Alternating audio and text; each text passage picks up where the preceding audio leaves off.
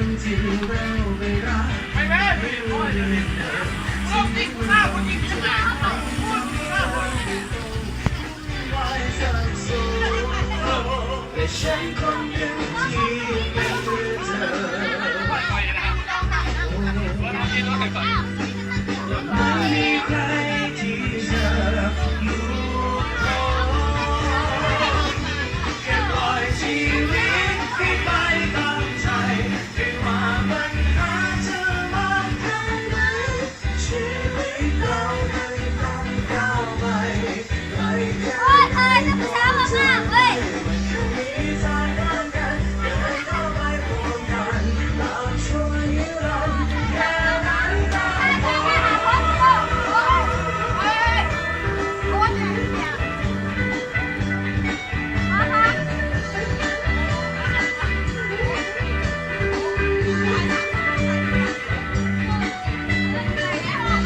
จะต้องเจ็บแล้วก็เสียใจ